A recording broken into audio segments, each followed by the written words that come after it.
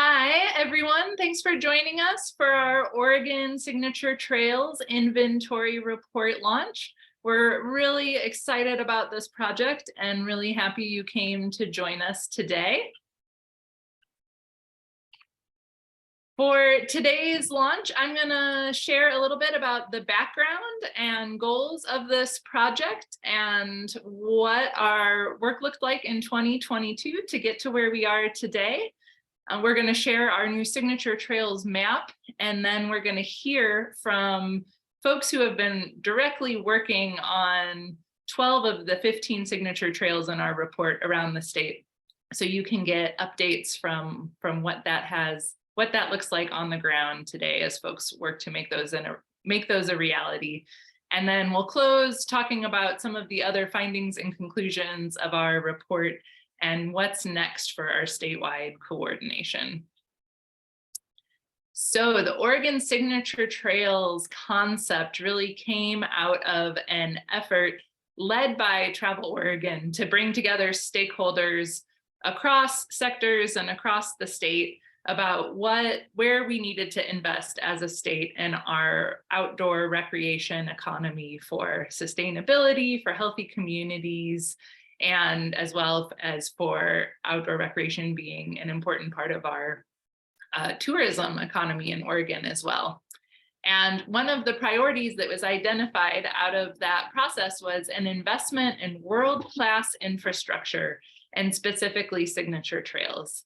And that thought came out of the idea that we know that Oregonians who have the means sometimes will travel to Europe or to New Zealand for a kind of long distance trail adventure. And these trail adventures abroad are very easy to plan and book. You can often go to one website and get any permits you need and book your lodging and find how to find transportation to the trail and find everything you need in one place.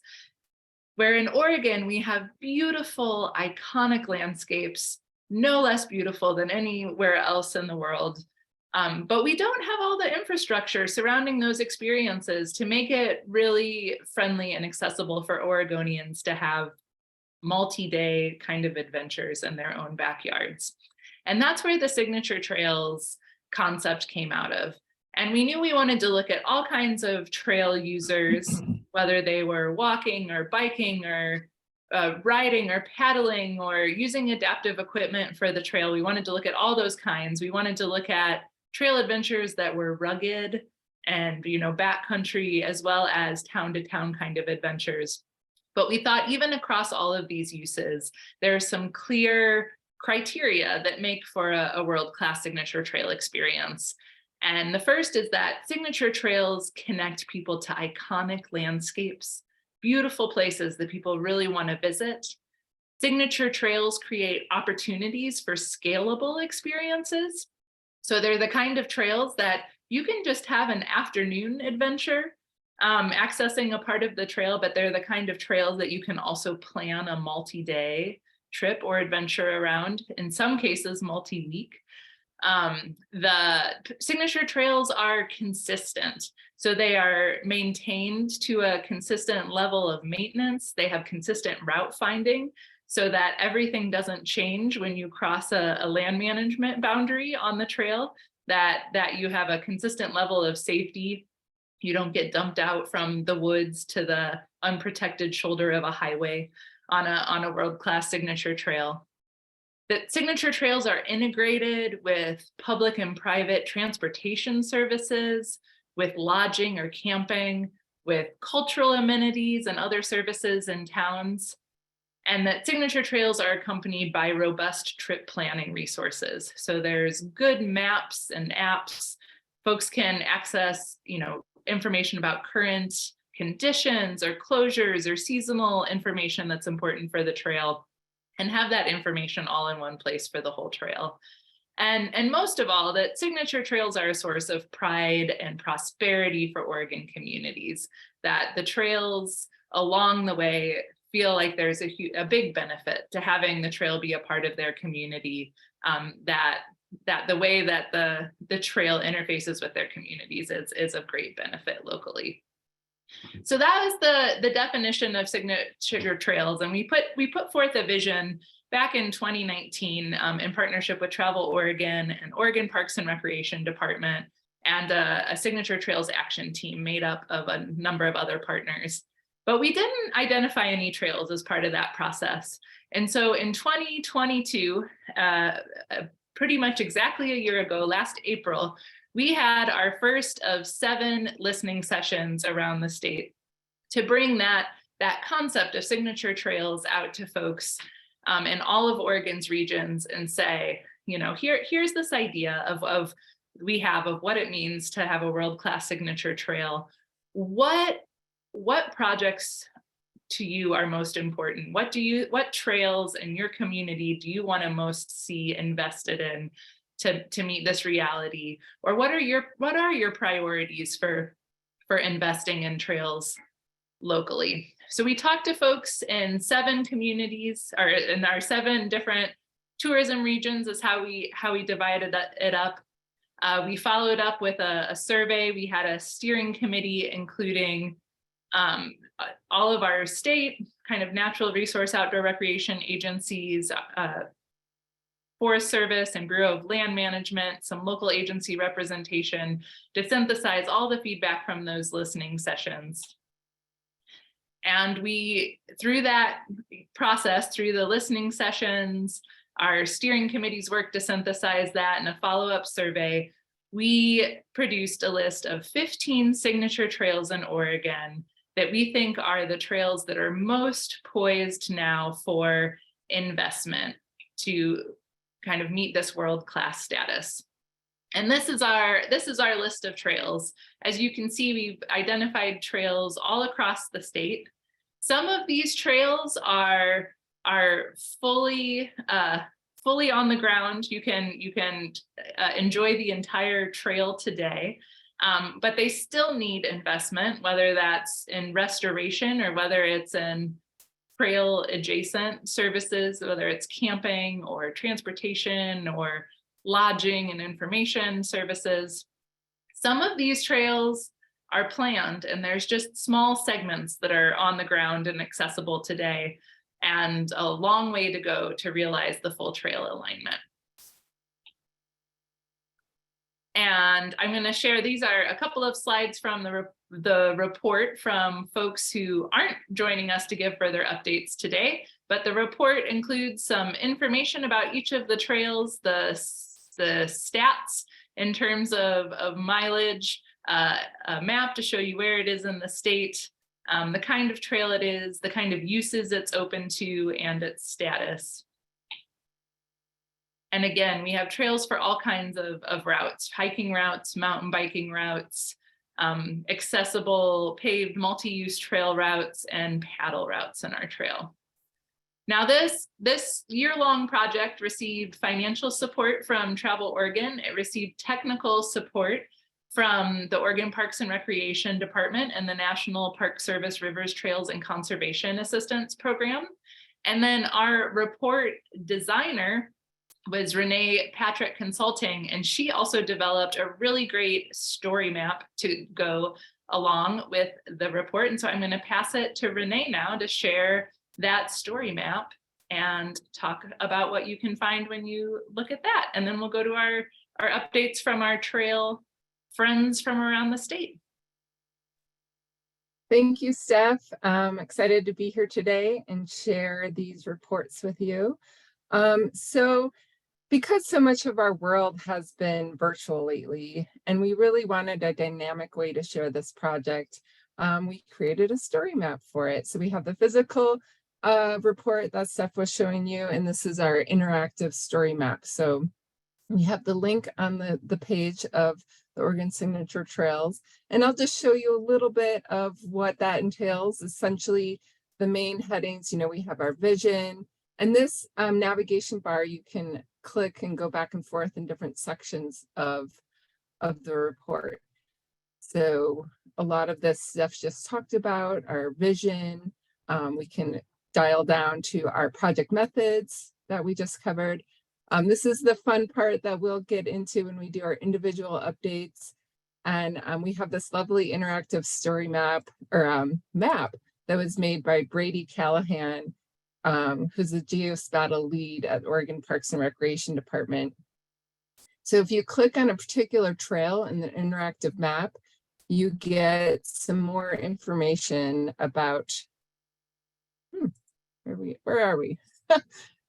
Yeah, you should be able to click and get more information about the trails. Perhaps it's just a little slow on my end. These are the individual trails we'll take you through, but again, you can click to systemic gaps and challenges. This is something I invite you to dive into, the other regionally significant trails, if it loads for me. So there were 21 other trails noted.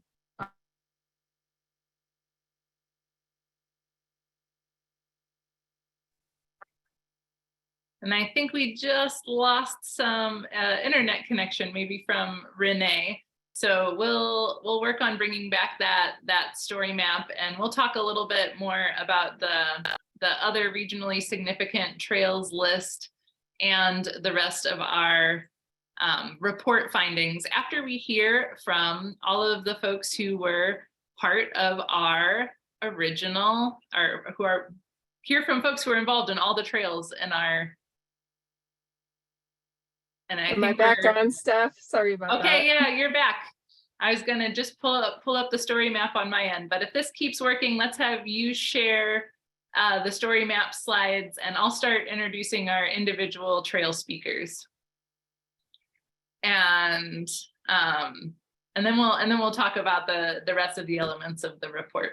But I would love to start by inviting Joy Rogalla of the Siskiyou Upland Trail Association to kick us off talking about the Applegate Ridge to Jackass Trail.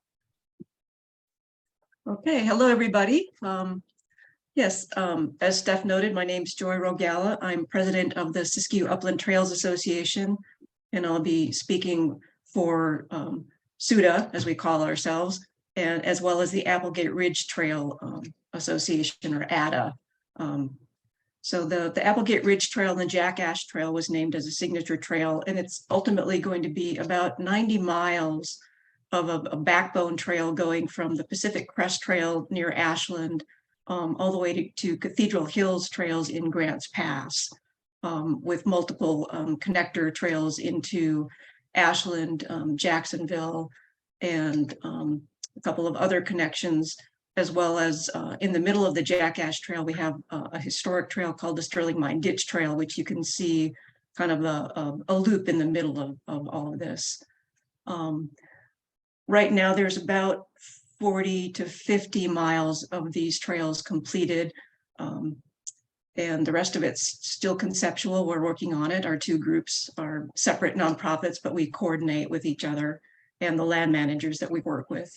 Most of these trails are on BLM managed land with some Forest Service, and in the northern section, a fair amount of private land, which will take a little bit more doing to gain access for easements or land purchases to complete everything. This is spectacular. We're so excited about this. Both groups we're small nonprofits. We've both been in existence for 10 to 12 years, working on these trails, and they've become increasingly popular with local residents as well as visitors to the region. So you can see on the map here, kind of if you're driving I-5 between California border and Grants Pass, and you look off to your left or off to the west, in general, you see the kind of ridge line. That's where this trail is, or will be when it's all completed. Yeah, we're really excited about it. You get spectacular views all the way from the Siskiyou Crest all the way into the Rogue Valley, the Applegate Valley, and all the way up to the Cascades and up to the Crater Lake Rim. You can see from a couple of viewpoints. So also amazing wildflowers, wildlife, birds, you name it. Some of the pictures you see in here are typical. This is what's known as a front country trail. meaning it's not entirely wild, but it's in pretty rugged terrain, and it's got a lot of readily accessible access points. So that's kind of one of the things that we're going to be doing is coming up with a name for the linked trails, because the Applegate Ridge Jackass Trail doesn't exactly flow right off the tongue. So we're thinking about maybe sponsoring a contest or something to name the overall trail. So just a quick update what we're doing now. We have SUDA and ADA have jointly applied to the Rivers Trails and Conservation Alliance or Association. I can't remember what it is, RTCA, for a technical assistance grant to help us with the next steps for these trails. Like I said, we're small nonprofits, all volunteer. So it's kind of a big effort to try and get the rest of this completed. So if we are successful with this grant, that will help us with a lot of community outreach, helping us bring in all the stakeholders, all the land managers and landowners and affiliated stakeholders like the PCTA and KS Wild and a number of other groups. We're hoping that would also help us continue the NEPA process for all the environmental assessments and planning that needs to happen to complete all of these trails, and help us identify some funding sources for land purchases and install some educational kiosks at key points like Cathedral Hills and Grants Pass, as well as in Jacksonville and in Ashland, just to kind of explain to people what this is all about and just kind of get the buzz going about this. As I said, the trails are becoming increasingly popular, and we're just hoping to continue down this road and get everything completed. As far as how you can get involved or help, both groups have websites, and we welcome volunteers, donations. We're usually have board positions open, so you can contact either group through our websites. The links right there that are being shown will bring you to these, and you can contact us, and we're very friendly and we love new people. So thank you.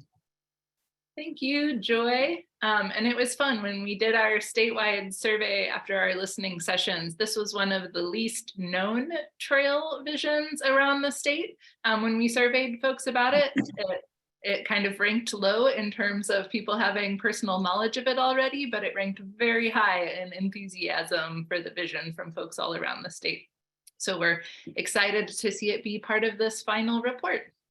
I want to give a quick notice to all of our attendees that we do plan to have a few minutes for question and answer at the very end of all this. So if you have questions for any of our panelists, feel free to drop those in the chat, and hopefully we'll be able to answer those for you at the end. And next, I will introduce Pip Redding to talk about the Blue Mountains Trail.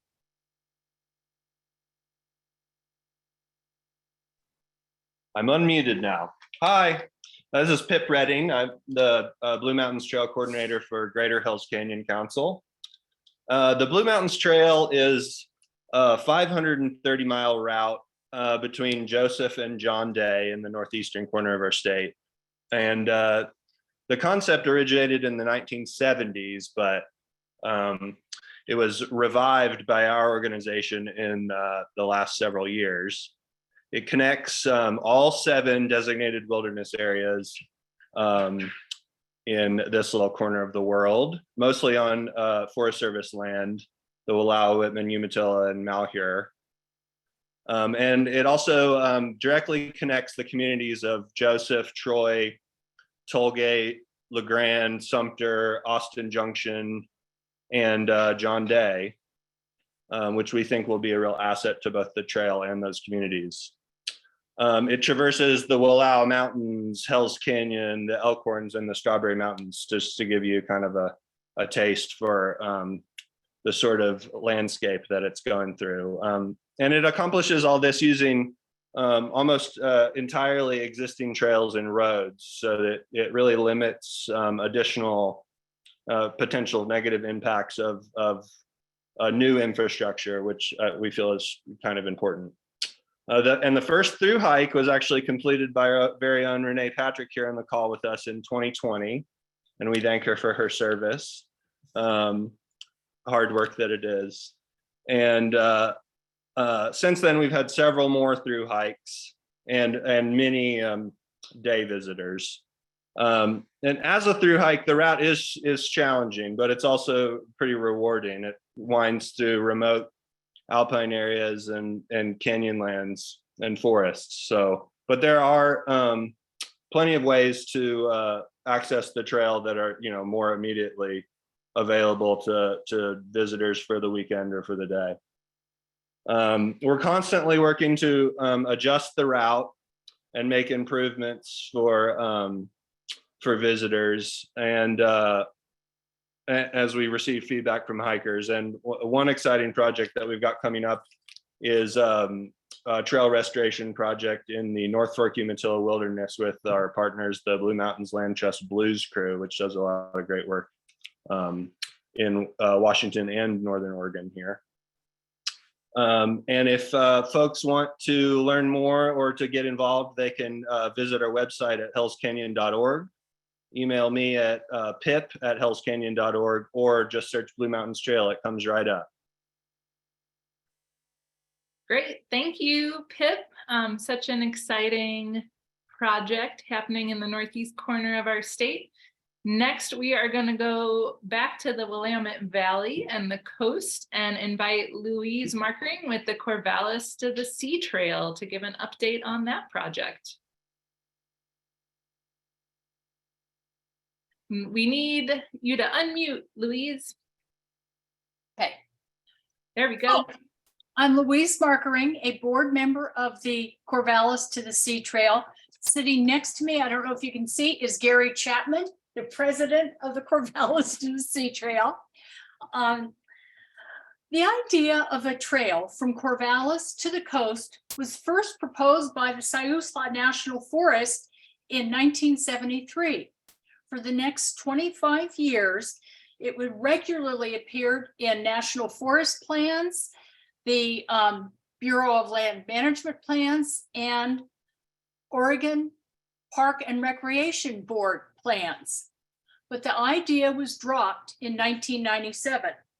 It was resurrected in 2003 at a meeting that took place at the Benton County Park and Recreation Office here in Corvallis. The group that met that day became the nonprofit Corvallis to the Sea Trail Partnership under the leadership of Gary Chapman. By 2009, the trail route was laid out. There was 25 miles of land on Forest Service land, and then more importantly, involved additional negotiations that took place with an approval from private landowners and local governments to create a 60-mile trail from Corvallis to Ona Beach, which is south of Newport. There was then a period of 6-year negotiations with the Forest Service, and in 2017, we signed a 20-year, very unique special use permit with the Forest Service to manage and maintain the trail through Siskiyou National Forest lands. The project was completed in 2021, and we had an opening celebration in August of that year. The Sea to Sea Trail consists of hiking and biking sections. Sometimes they're on the same road as in the picture you see. Sometimes they are separate on a variety of surfaces. Some trails are dirt trails, some are decommissioned Forest Service roads, and some are public gravel back roads. The trail is challenging with with 2 climbs from about 400 feet up to 1,800 feet. It goes through working forests. This means that 20 years ago, views we had are now obscured because logging has taken place. But logging has also opened up new vistas. Parts of this trail are some of the most beautiful I have ever walked on. They're just gorgeous Forest Service trails. Yet, one of my favorite campsites was destroyed by logging a few years back. And one of the exciting places on the trail is where you have a last view of Mary's Peak. Walk about 500 yards on and you get a view of Yaquina Bay. Since the completion of the trail, about 1,200 hikers and 500 bikers have registered along the route. That level of use justifies our efforts to maintain the trail. None of that activity has adversely affected the trail or the environment, which is a nice balance, but for a free public trail. Today, we are transitioning from years of creating the trail to maintenance and managing. Early on, most of the volunteers trained at Cascades Trail College camps when we were working on what we thought was going to be a Forest Service trail. Once the Corvallis to the Sea Trail Partnership became legally responsible for the trail, we are operating and training our own volunteers. The most exciting thing that happens on the trail is when we're out there working and meet people who are using the trail that we built. That experience will never grow old. And I have hiked the trail 4 times, 3 times from my house. It was mostly supported hikes. There was a couple of days of backpacking the very first trip. And then we take the bus back to Corvallis from Ona Beach. We have trail angels who will drive people from Ona Beach to Newport. I have also hiked the trail once from the coast to Corvallis, but it was a 90+ degree day. We had walked down from 1,600 feet down to 400 feet. My knees were tired. It was hot. And I called my husband and said, I'm not going to make it to the Dairy Queen. You can call me. You can come and pick me up and drive me to the Dairy Queen. So one of the reasons I got involved, I was first impressed with the trail when they announced it in the 1970s. Oh, wow, I can hike to the beach. I grew up in San Francisco hiking 2 miles to and from the beach. But the idea of hiking 60 miles from my house still to the beach really drew me in. The other thing that drew me in is literally Gary would point something and say, I want the trail to go from here to there. And we would chop. I always wondered how the pioneers built trails. We literally chopped our way through. That was a thrill. And now you walk on, I say, my gosh, this is how a real trail looks. Well, thank you so much, Louise. We better keep it moving, but I invite you to share any follow-up links in the chat. And if anyone has questions for Louise and Gary and the C2C board, let us know those questions and we'll hopefully get to them at the end. But thanks, and let's move on to hear from Renee Tkach with Friends of the Columbia Gorge about the Gorge Towns to Trails vision. Okay. Hi there. My name is Renee Tkach, and I am the project manager for Gorge Towns to Trails at Friends of the Columbia Gorge Land Trust. And Friends of the Columbia Gorge, excuse me, launched this initiative in 2011. But this concept for a trail that connects communities around both sides of the gorge on Oregon and Washington, 6 counties and 13 urban areas, is not a new idea. It originated in 1986 when the National Scenic Area came to life, and it was part of one of the goals and objectives of the scenic area when it was established.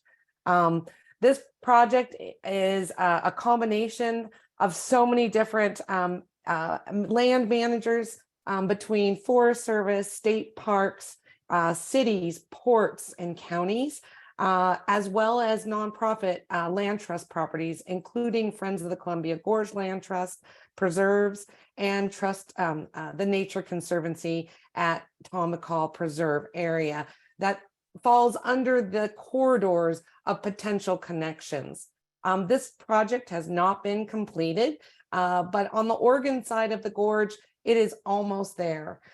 In total, for the approximately 200-mile loop project, 45% of the trail miles are already in place for the entire loop, and 80% of the necessary land corridor miles are already secured, either in public or, as I talked about earlier, land trust, ports, and cities. It's been exciting since 2011 to see not only this initiative being embraced by full-hearted trail enthusiasts, but what we really have learned through this process was that cities and ports and different entities were already looking to find ways to connect into the public lands that surrounded them.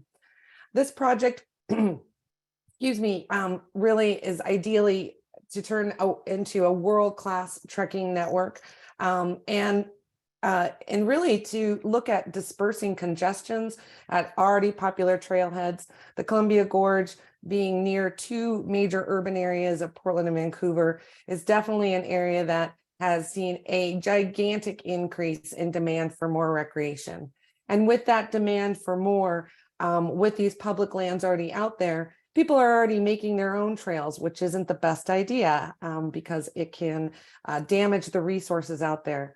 So by making these necessary connections, specifically between Mosier and the Dalles on the Oregon side, we'll be able to address where these user-built trails have begun to bloom, have become very popular and in guidebooks, and actually put managed systems around them. And one of the most I'm going to give two exciting highlights that are happening right now. One will be the newest connection to a town in the Dalles, Oregon, from Friends of the Columbia Gorges Land Trust Property Preserve called Mount Olka. And this trail is proposed to connect directly into the Discovery Center and Museum in the Dalles. That leads right into downtown the Dalles.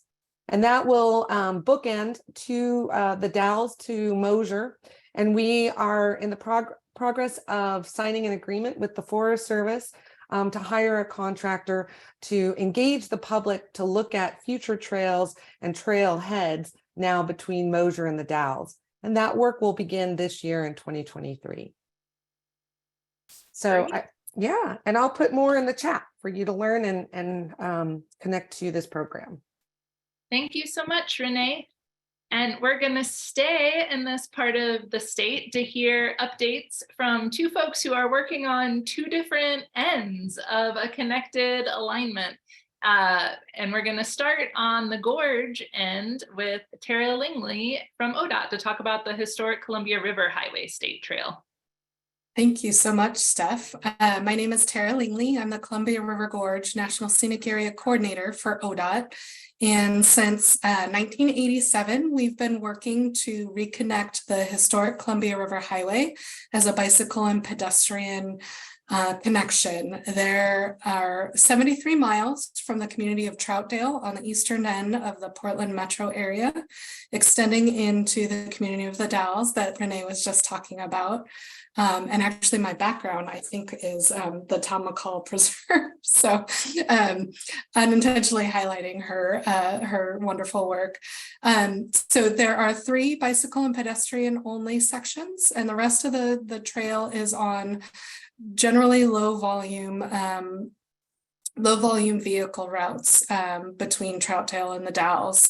And the very exciting thing that I'm working on right now is restoring and reconnecting the iconic Mitchell Point Tunnel.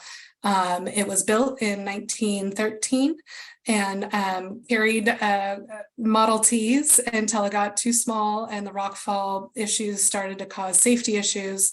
And then unfortunately, when the water level route went in, it was removed, but we're happy to be putting it back in. It will have the same 5 iconic windows, also called adits, into the tunnel. Tunnel will be 655 feet long and then a connecting trail on either side. We're also updating the Mitchell Point trailhead to include expanded restrooms, some lovely seating areas, as well as a parking area. And I will put in a link to our progress report on the full 73 miles in the chat. Great, thank you, Terra. And now we're going to go to Jim Sjulin to talk about the Portland end of this trail alignment in our report. that would connect all the way from the North Portland Greenway and Marine Drive Trail to the historic Columbia River Highway State Trail in the Gorge. Jim. Okay, thanks, Steph. I'm going to start more or less where Terra left off. The Marine Drive Trail actually connects to the historic Columbia River Highway State Trail in the city of Troutdale. And then it follows the Columbia River, actually initially the Sandy River and then the Columbia River, all the way to the confluence with the Willamette River at Kelly Point Park. Oh yeah, thanks for zooming in. The length of the Marine Drive Trail will be about 23 miles when it's completed. The 40-mile Loop Land Trust, which is a volunteer organization that I'm with, has been working on this project with our local government partners for 40 years. And we are at the point where we're about 73% complete with the Marine Drive Trail. We had a really successful funding year in 2022. So additional projects are coming along on Marine Drive Trail, and we'll be moving from the current 8 gap situation to only 3 gaps remaining in just a few years, and we'll be at 89% completion. And because it follows the Columbia River, obviously there are views all over the place. It's mostly flat. It's multiple use path, and it's anchored at either end by a couple of the largest natural areas in the urban area. At the east end, just outside of Troutdale, we have 1,000 Acres Park, which is a U.S. Forest Service property. And then near the west end, near Kelly Point Park, we have the Smith and Bybee Wetlands, which is a 2,000-acre metro managed natural area. And along the way, there are intersections with other trails that are part of the 40-mile loop, such as the Gresham Fairview Trail. It also intersects with the I-205 pathway, and then in North Portland with the Peninsula Crossing Trail. So we're really happy to see this coming along rather nicely after 40 years of work. And we're looking forward to the day soon, hopefully, when the whole thing is complete. Interestingly, the Interstate 5 bridge replacement project will also intersect with the trail, and we may get a section of trail built as a result of that, and then we'll be down to just 2 gaps. So we turn a corner at Kelly Point Park, and we come down towards the city center on the North Portland Greenway Trail. This is actually a relatively new concept. It's also part of the 40-mile loop. It is conceived as a multiple use path of about 14 miles in length. And we're having some success with the northern portions. There's some public ownership up there along the west edge of Smith Bybee Lakes, for example, across the St. John's Prairie. We've already made a connection between Chimney Park and Pier Park in North Portland with a bridge over the railroad. And currently there's a funded project to build a bridge over North Columbia Boulevard. So pieces are coming together. I think with what is funded and or already built, we're roughly at the 30% stage. And I think things look pretty good for completing northern portions of the North Portland Greenway. Let's just say from Kelly Point Park down to the University of Portland. And then we have some challenges. We're paying close attention to what we can do on Swan Island with PBOT, that's a Portland Bureau of Transportation, with some street improvements there that would accommodate bicyclists and pedestrians. Then we have the Albina Vision area, which is an area under, it's being planned now, and we hope that we'll see something actually happen on the ground. But there are challenges. We're We need to make a deal with the railroad. I don't need to say anything else. We just need to make a deal with the railroad. But one day, we hope that you'll be able to walk or bike from the Dalles to downtown Portland. It'll be fantastic. And from there, of course, there are other trail connections to be made. I look forward to that day for sure. I'll probably do it in the other direction, being in North Portland already here. But thanks, Jim. We're gonna fly across the state again to hear from Jacob Losby with the Joseph Branch Trail. All right, hello everybody. I am Jacob Losby. I'm the president of the Joseph Branch Trail Consortium. We are an organization trying to get a trail built along the 63-mile railroad corridor from the former Union Pacific Joseph Branch that was abandoned in the late 90s and is now jointly owned by Wallowa and Union counties through an intergovernmental agency called the Wallowa Union Railroad Authority. So we're working with them to make this happen. Like I said, it goes 63 miles from the town of Elgin all the way to Joseph in a 100-foot wide railroad corridor. It follows the Grand Ronde and Wallowa rivers, and it goes through everything from farmland to prairies down into the river gorges along the Grand Ronde and Wallowa rivers. And the main purpose for this, obviously we want recreation, but as Pip mentioned, we're in the same neck of the woods as the Hells Canyon Trail, but those trails are incredible and beautiful, but very rugged. And so what we wanted to do was to have a trail that's accessible to people of all ages and abilities, that's away from highways and everything. A lot of kids out here, you know, they have to learn how to ride their bikes on just busy streets and highways. So we want to have a chance for anybody of any age and ability to be able to get out and recreate safely away from motorized vehicles. Some exciting things that are happening right now. We just last year received about $250,000 from both Oregon State Parks and Oregon Department of Transportation to do planning and construction. And those funds are finally starting to kick in this year, and we will be doing our groundbreaking on our first trailhead in Elgin.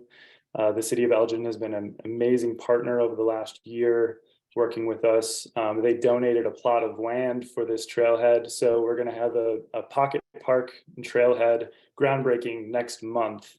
And if anybody wants to get involved or join our mailing list, you can go to josephbranchtrail.org/membership. You can donate, you can become a monthly member, or you can sign up for our mailing list. Thank you so much, Pip. Next, I'm sorry, Jacob. Really appreciate the update on this great project. That's a really nice compliment, as you said, to the other more rugged signature trail in the region that we featured. And next, we're going to go to a mountain bike trail network in the Oak Ridge Rest Fur area and hear from Michelle Emmons with the Oak Ridge Trail Alliance. Thank you so much, Stephanie. My name is Michelle Emmons. I am the co-founder of the Alpine Trail Crew Association and vice president, which is now in a consolidation agreement with the Greater Oak Ridge Area Trail Stewards, which has been around since 2008. And we are becoming the Oak Ridge Trails Alliance. In this new alliance, we're emphasizing collaboration and cooperation between all the user groups. We work with businesses such as Cog Wild Mountain Bike Tours, Willamette Mountain Mercantile, Trans-Cascadia, and many other volunteer trail stewards groups such as the Cycles of Dirt, Oregon Timber Trail Alliance, and Cascade Volunteers. And of course, very closely with the Forest Service as a primary partner in caring for signature trail systems in the Oak Ridge Ride Center. All of our work is focused in the Middle Fork Ranger District of the Willamette National Forest. And we like to think of this area as the gateway to the Cascades. But we've had some challenges over the years that make coming together with other groups as an alliance absolutely necessary, so that we can coordinate efforts on some key projects in response to user demand, climate change, and events such as heavy precipitation, flooding, and wildfires, all of which have exacerbated the need to focus on more resources for volunteer opportunities in our area. One of our main trail networks, which is also known as the crown jewel of the Oak Ridge Rest for Ride Center, is the Alpine Trail. This is a high use, high impact area. Pardon the train in the background there.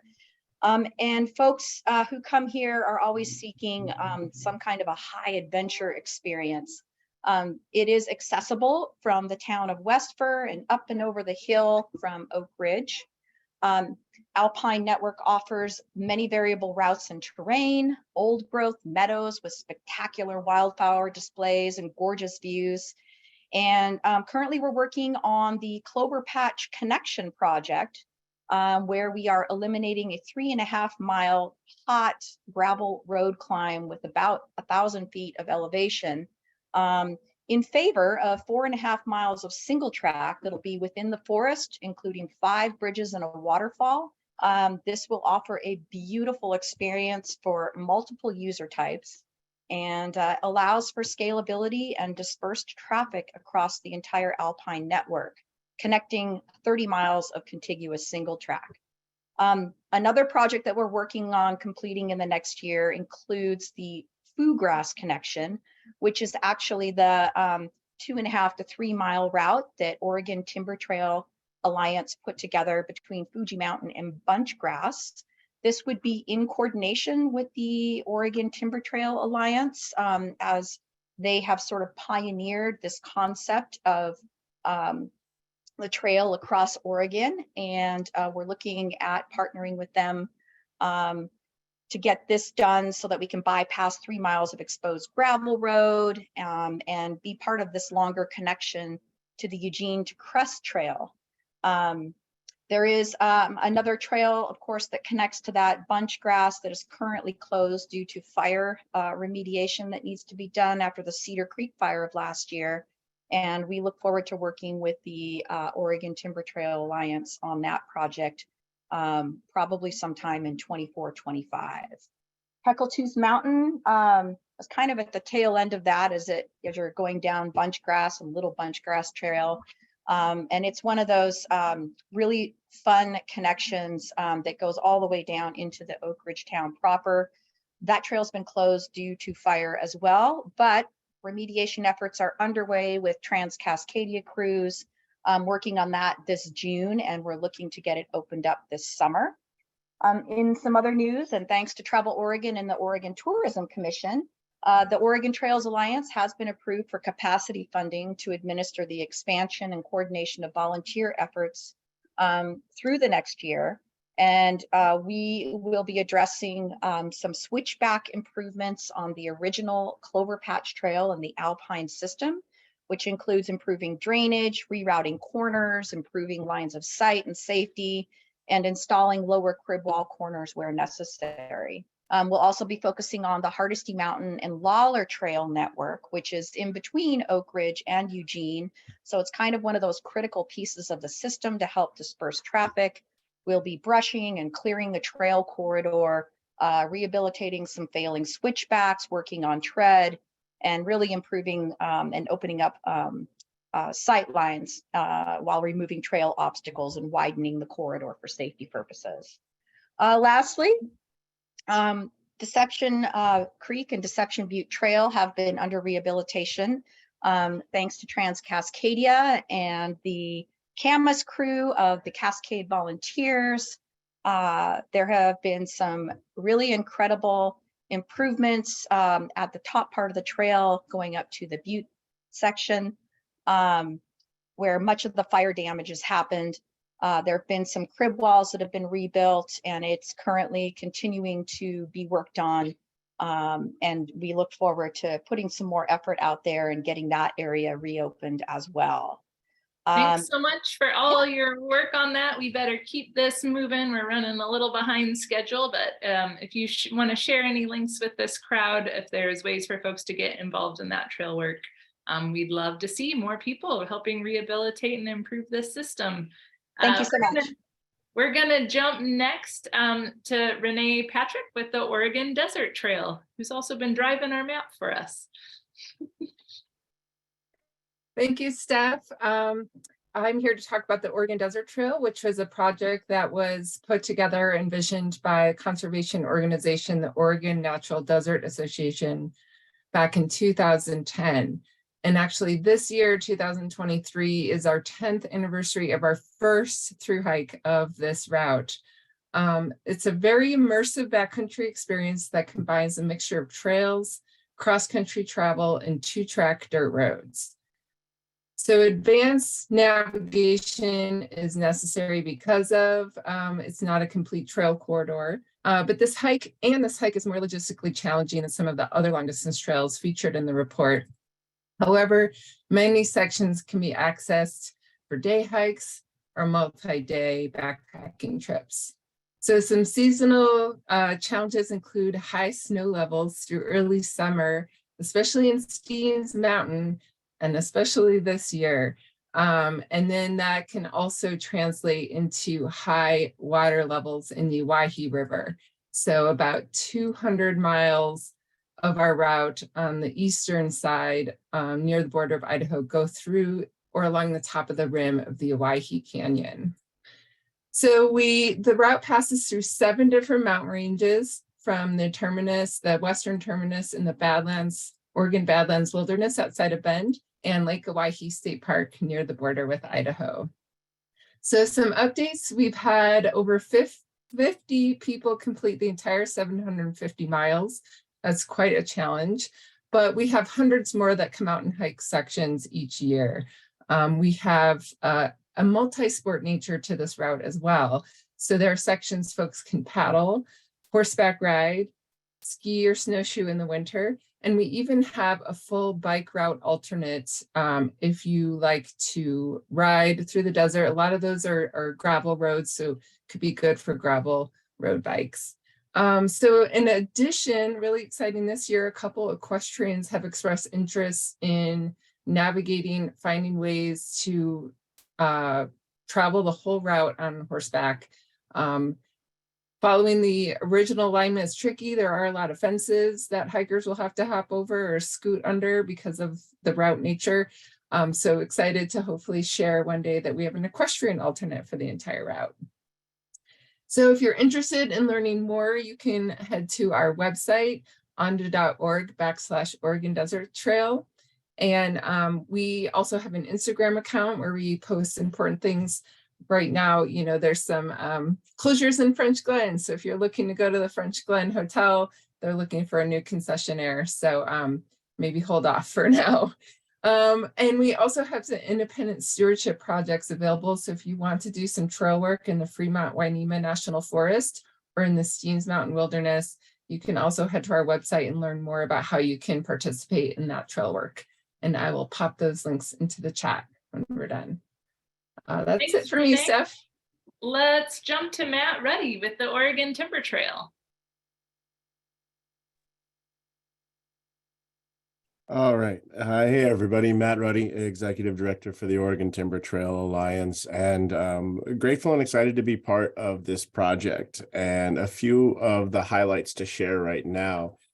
This is a favorite photo of mine that we submitted. Someone earlier in the call mentioned how rewarding it is when you are on the trail and riders are coming through and get to appreciate the work that's happening. You get to hear from them and what their experience is like. We're literally bucking this log and could see these riders coming up from about 25, 30 yards away. And right as we were putting a couple feet on it to roll it out of the way, they came riding by. So good timing and a pretty rewarding afternoon in general.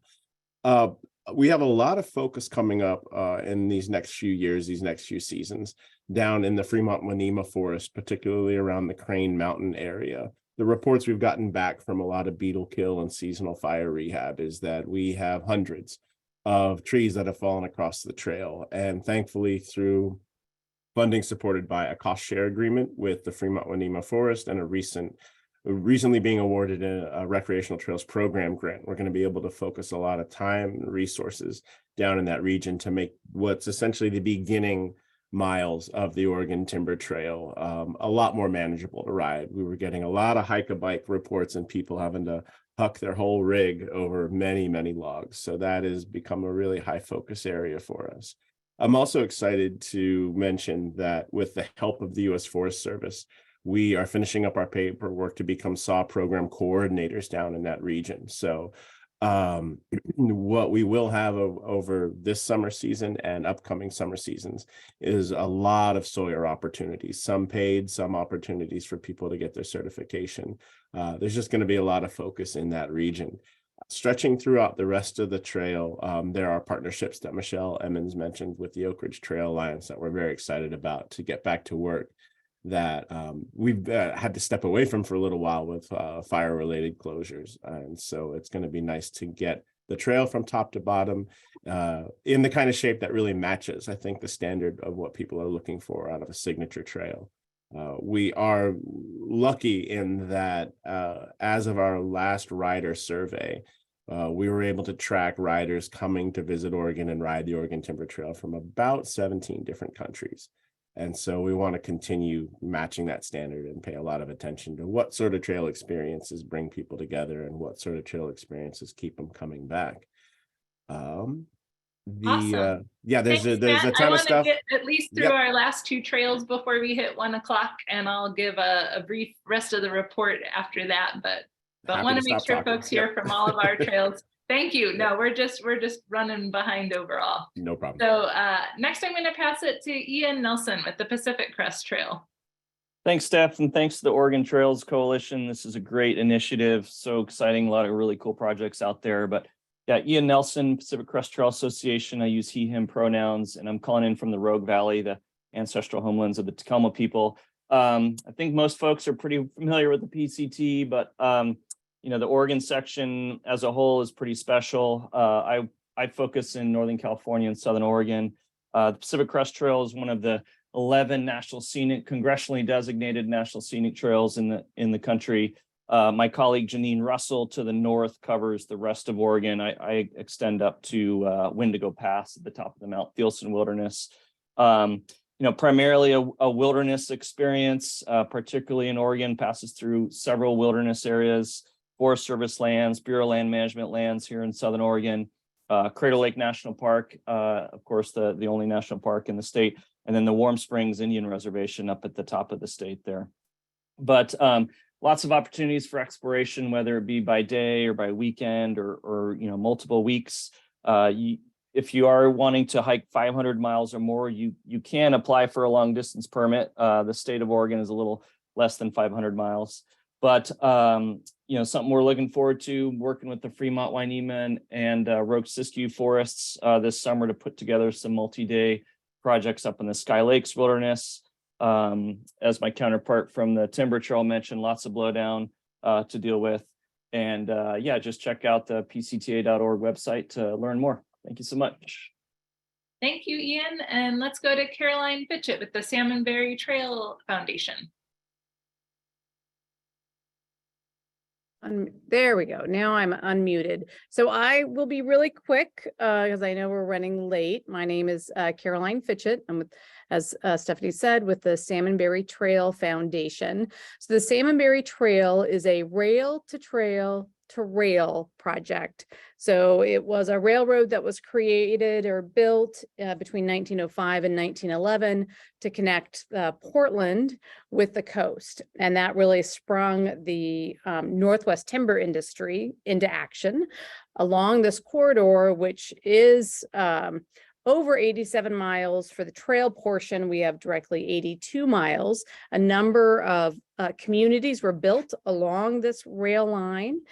As I mentioned, it would start in Washington County in Banks, Oregon, which is just at the edge of Hillsboro, and it will travel through farmland, active farm and forest land into the Tillamook Forest, and it will go through very, very deep canyons, and then it will follow the Salmonberry River, and then it will go into the Nehalem River, and it will actually drop down into the coast at Wheeler, which is, you can see on the map right there. And this is where this trail will begin to connect to the Oregon Coast Trail. It will follow the rail line all the way down into the city of Tillamook, which you can see right there at the lower end of the map. Just very briefly where we're at, this organization was formed in 2019, so we are very, very young.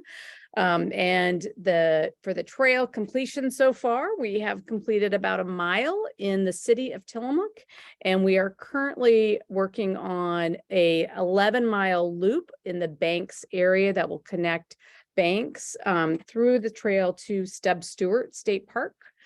And then it will connect up hopefully into Vernonia along the Banks Vernonia Trail. We've got a lot of activities that are on our website, which I think Steph will put in the chat, just upcoming for folks who are in the Portland area. We've got a stewardship event on May 7th and the fundraiser on June 22nd. Thank you. Thank you so much, Caroline. I'm gonna jump back in to just close us out with talking about what else is in our report. So in addition to the trails you heard about today, there's a few more trails on our project, 2 paddle trails, the Deschutes and the Willamette. The Oregon Coast Trail folks are working on actively, the Cascade to Caves route in Southern Oregon. So I encourage folks to visit the website and the report and learn about all of the trails there. In addition to identifying these 15 signature trails through our listening sessions and interviews and survey work, we also identified a number of recreation activity gaps in the state. Some of those are gaps for specific recreation types, like more multi-day Nordic experiences, more connected, mountain bike trails, lots of specific recreation type gaps, but also gaps that kind of transcended recreation type. A lot of folks wanting hut-to-hut experiences, we need more campsite development, more lodging development, and more adaptive experiences across all recreation types that account for adaptive equipment users. We also identified gaps in funding and agency staff capacity and information resources. And we know that the 15 signature trails that we identified in our report do not address all of the recreation gaps we heard about. So as Renee mentioned, we also published a list within the report of other regionally significant trails that really ranked high out of our listening sessions that maybe didn't fit all of the signature trail criteria for one reason or another, but we still wanted to elevate as critical for meeting the recreation needs of Oregonians. Our report concludes with a series of recommendations, and there really is a role for everyone in our state in forwarding signature trails. We have specific needs from local community members and tribes and business districts, from advocates and elected leaders, from public agencies and land managers, our private industry and volunteers. Everyone's going to have a role to play. And at the Oregon Trails Coalition, we're particularly interested in working on the investment side of things with our partners and using this Oregon Signature Trails report both as a tool for integrating these trails into other planning processes, other agency planning processes, like our statewide comprehensive outdoor recreation plan, our state trails plans, Forest Service and Bureau of Land Management plans, so that these trails can be identified for agency budget investment opportunities, but we're also working to leverage new to Oregon investment in trails, whether that's federal investment, such as we were recently invited to submit a congressionally directed spending package related to this Oregon Signature Trails report for consideration for possible federal investment, as well as hopefully leveraging the resources identified in this report for other funding mechanisms as well, be they federal or private, or whether we're working together to identify a new source of state funds to invest in our trail network. So along with this report, it's not available directly on the website because it's a living, always changing document, but we have a whole list of projects, kind of next investment opportunities related to the trails in the report that we're working with partners to identify funding sources to match to the project needs. So in conclusion, it's time to invest in Oregon Signature Trails. We're really excited to work with all of the partners you heard from today and all of you to make that happen. We will be continuing to leverage all of the input and feedback and work from everyone involved in this project to work together to make these visions become a reality in Oregon for Oregonians and visitors alike. So thanks so much for everyone for joining us today. Sorry we ran a little late, but appreciate everyone who stuck with us. And I hope you have a great day. I know it's beautiful weather in lots of parts of the state, so hope you can get out and enjoy the day. Thank you.